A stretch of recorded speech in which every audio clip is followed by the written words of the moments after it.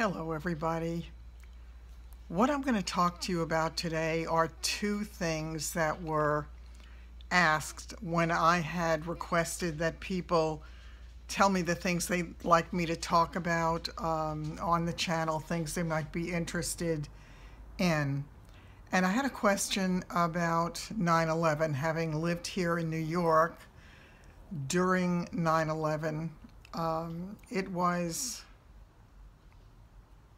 one of those moments in time when you knew exactly where you were at the moment that you heard the news, and it was something that you will never forget all the days of your life. I was on the phone that morning at, it was just a few minutes before 9. I had called an attorney that I was working with on one of my deals, and there was something important that I needed to discuss because I didn't typically call that early. It was an absolutely beautiful, clear morning. I remember that. And he seemed a little bit distracted when he got on the phone, and he said to me, "Have you had the news on?" And I said, "No, why?" And he said, "A plane hit the World Trade Center." And I said, "No, it must be a mistake." And then I said to him, "It must have been one of those little planes that went off course, because there had been one that struck a building in Manhattan. It was a small plane, and it was clearly a pilot error kind of thing." And that's what I was thinking. As I say, at that point in time, it was shortly after 9 o'clock. And he said, "Turn on the television and take a look." So I was on the phone with him, and I had the television on, and I was watching incredulously as they replayed and replayed the moment of impact, and you saw that it was, in fact, a huge plane. While we were on the phone and while we were talking to each other and watching the news together separately, the second plane hit. And the whole time before the second plane hit, I kept thinking it had to be some horrible error. What could have gone wrong? Why were they flying that low? What possibly could have happened? Did the pilot, but then again, there's not just one pilot in the cockpit. But I kept thinking something had to go terribly wrong.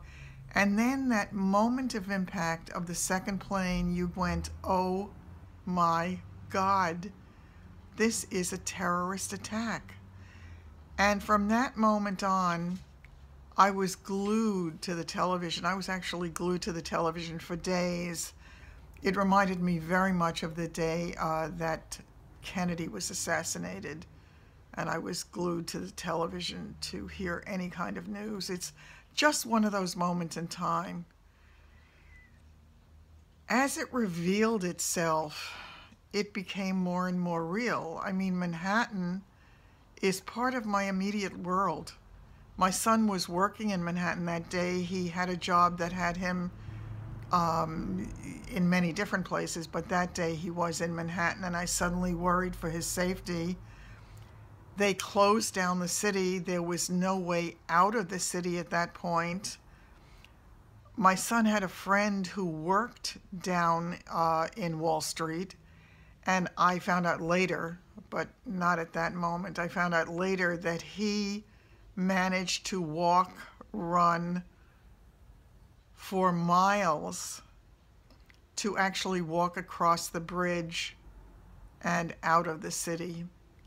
And people were covered with this white, grayish debris, soot. Everybody was terrified. There were bodies falling from buildings. It was the most unbelievable sight that you could ever have seen in your life. And there were people who told me afterward that they were on Staten Island and they had a view of the World Trade Center, and that they saw people falling from the buildings, that people flung themselves out of the buildings to get away from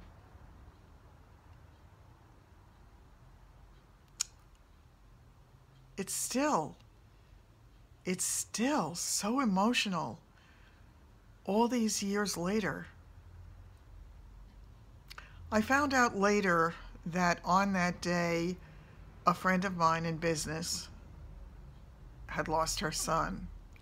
He worked in one of the towers, and they didn't know for the longest time about so many people. They were just listed as missing. They couldn't be accounted for. And there were people, there were photographs, there were huge photographs stretched across parks, and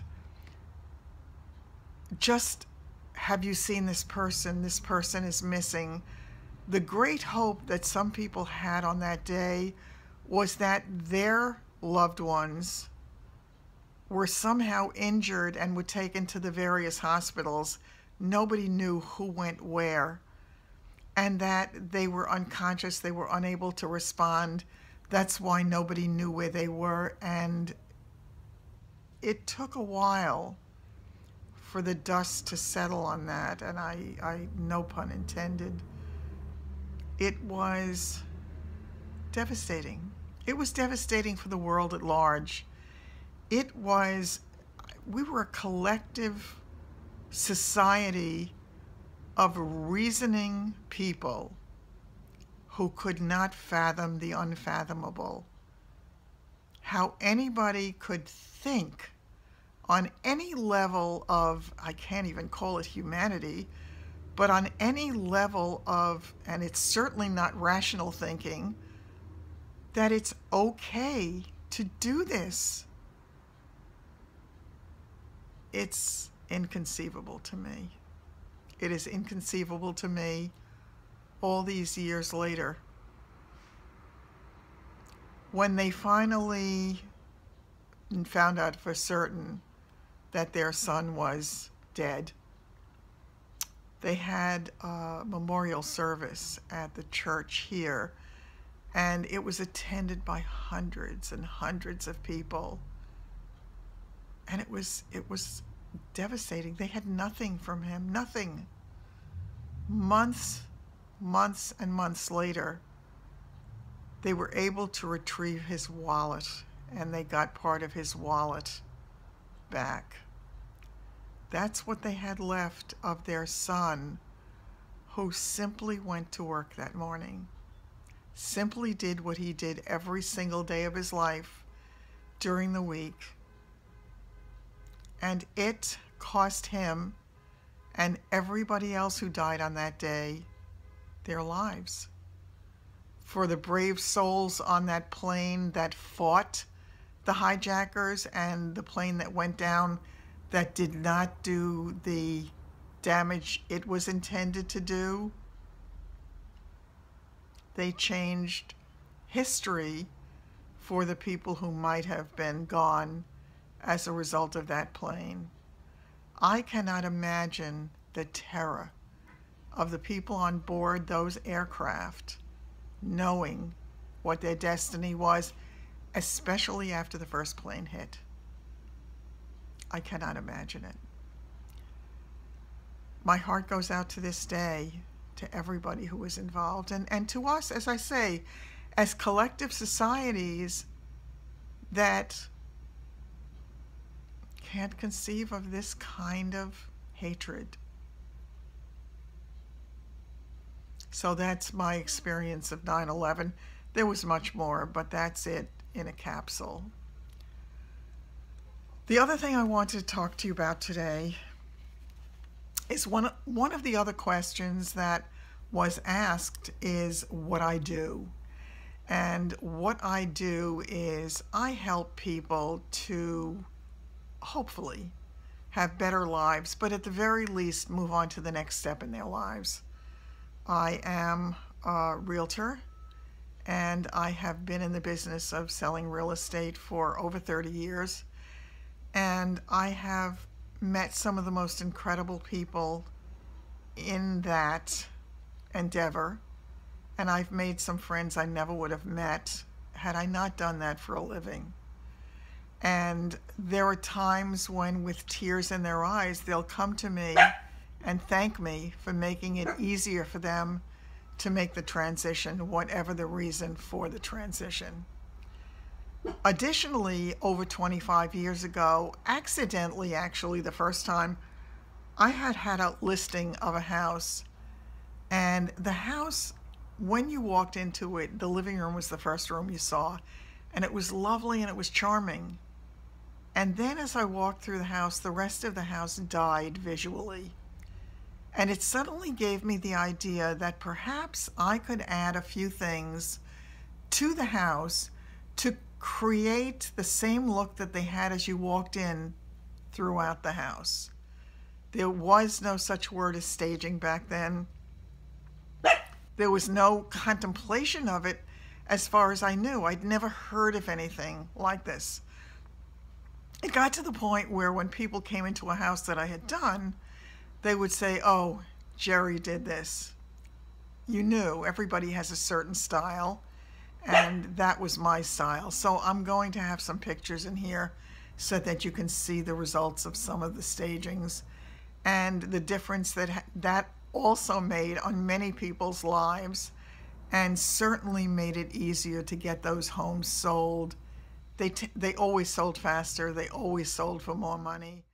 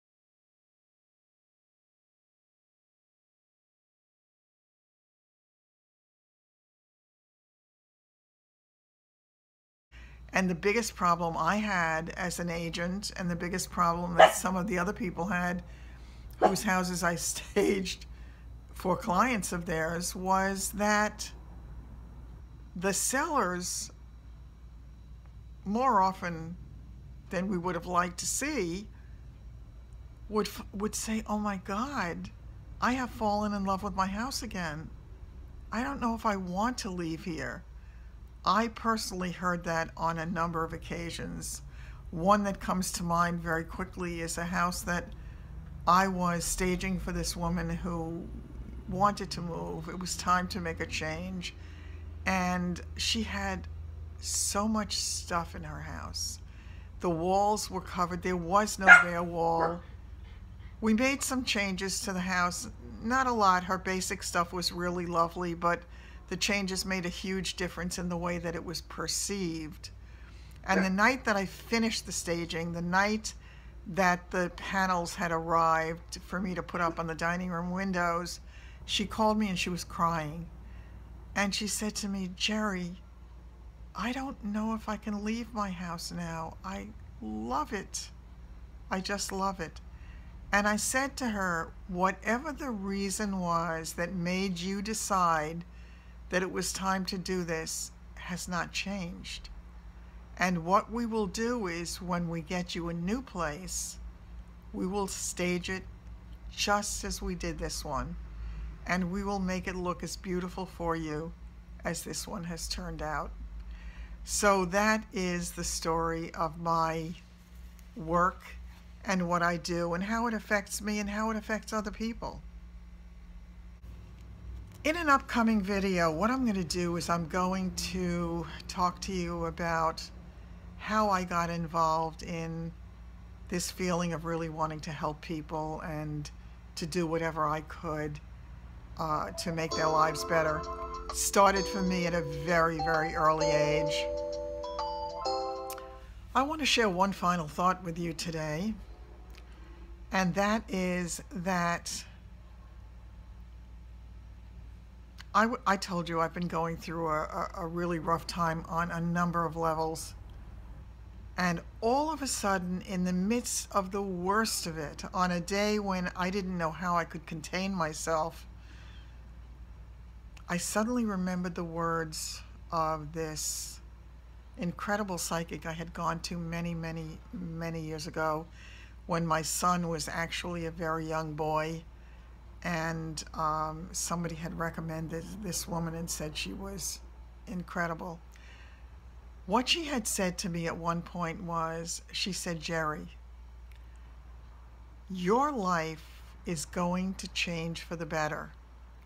And she said, I know you are very, very resistant to change, but if you don't do it to make the changes, life will do it for you.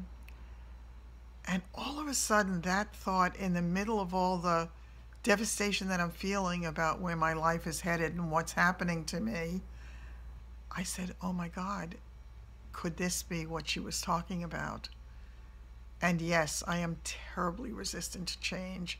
It is so much easier just to stay in the place that we are, for many of us who feel as I do, than to make the changes necessary to move on to that next step.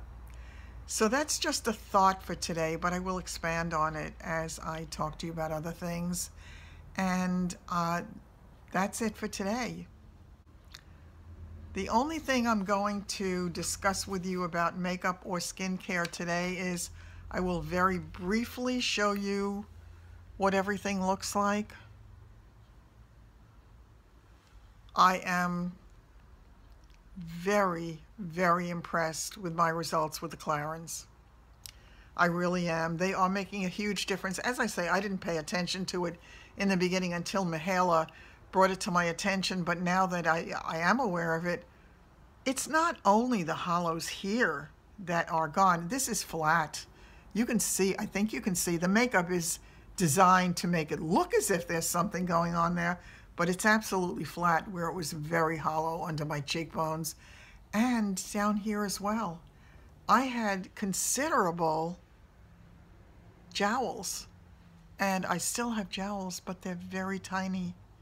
They are very, very tiny. So I'm impressed. The under eyes continue to astound me. The makeup, believe it or not, today I thought I would give it a try since I had bought it.